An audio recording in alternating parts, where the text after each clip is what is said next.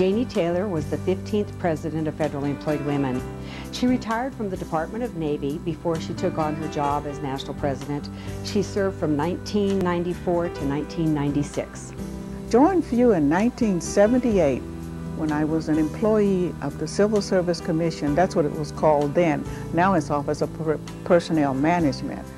I developed a program called Upward Mobility, which provided an opportunity for women who were in dead-end jobs to move out of dead-end jobs into other jobs that had career potential. And at this time I met Janice Mendenhall, who was the president of FEW, national president of FEW. And she invited me to travel with her on recruitment tours to recruit women graduating out of college to come into the federal government. And we showed them how they could come into the federal government and we could design a career program for them.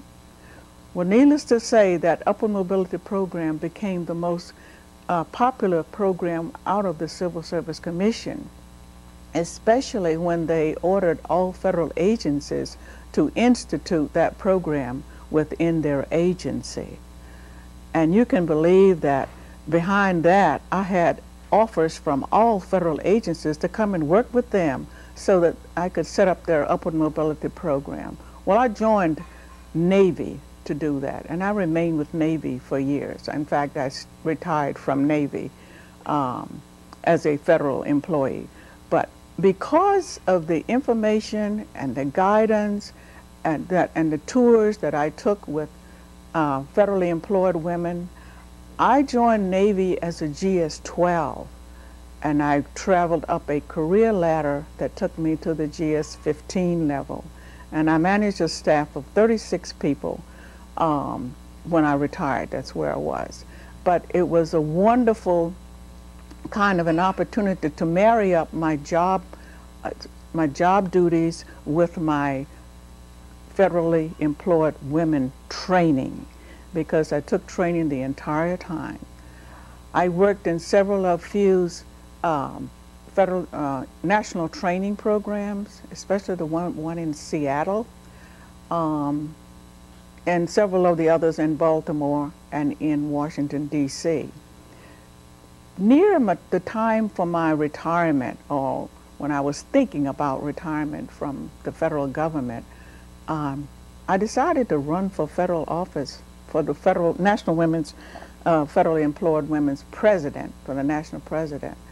And I did win that. I had stiff competition, but I won that election.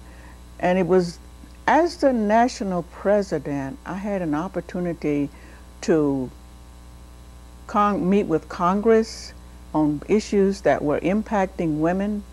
And I enjoyed that because it was like I had learned a lot of skills in Navy, because I worked for a 4-star admiral who told me that I wore 4 stars just like he did, and it was up to me to make my program work. So I learned how to use that kind of power, if you want to call it that, when I talked to people, or persuasion, when I wanted things to be done. And we were able to work with Congress and OPM and with federal agencies. My greatest, I think, interactions were with the heads of federal agencies. And I worked during a time when the federal agencies were downsizing, and women were the first ones to go out the door.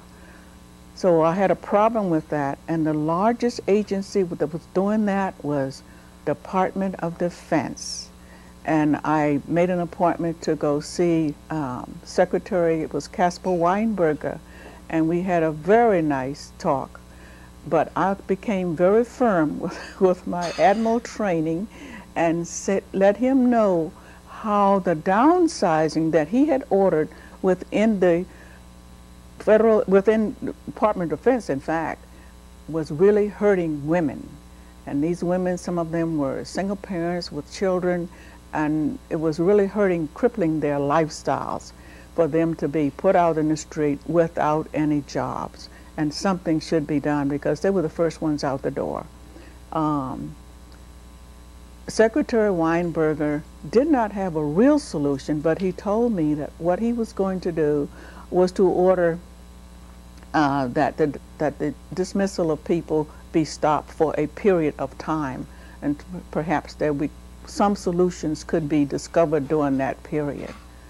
Needless to say, he held it off for about 3 months, but needless to say, no solutions were discovered, and women continued to go out. And women in field, we were working with them to encourage them to develop their skills to other areas so that they could maybe get other jobs or else go out into private industry.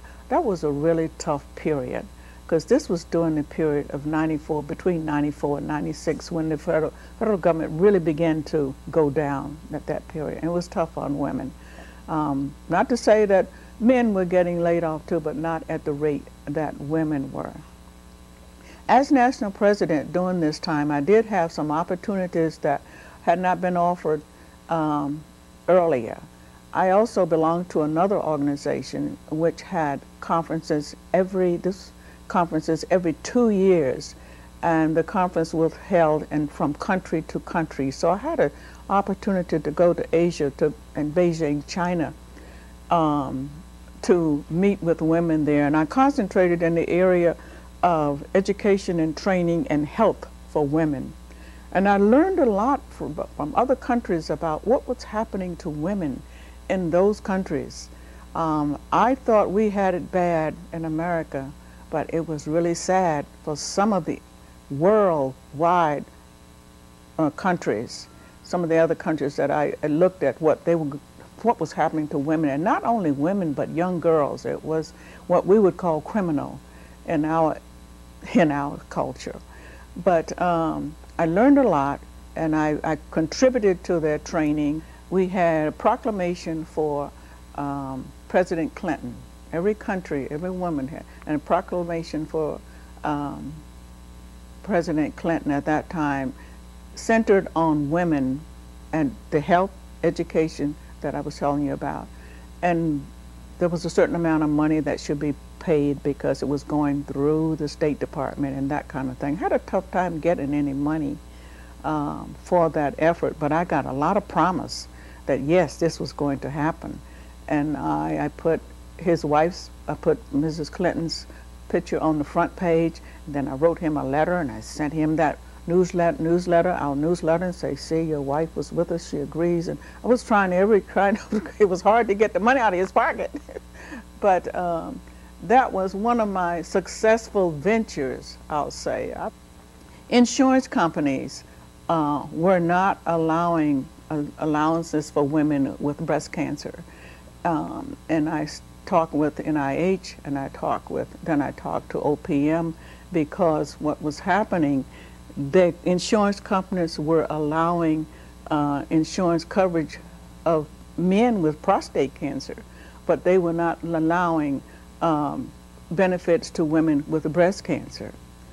And once I pointed that out to them and said, well, we will have to go to OPM, and if that doesn't work, then we'll go to Congress, and then we'll take it to the streets. I didn't have to go any further.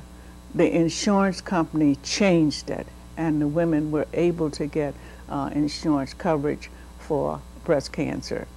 I want to thank all of the few members and all the few officers that were supporting me and made me feel like a national president. It was one of the joyous occasions that I've had in my life, and I shall always remember it.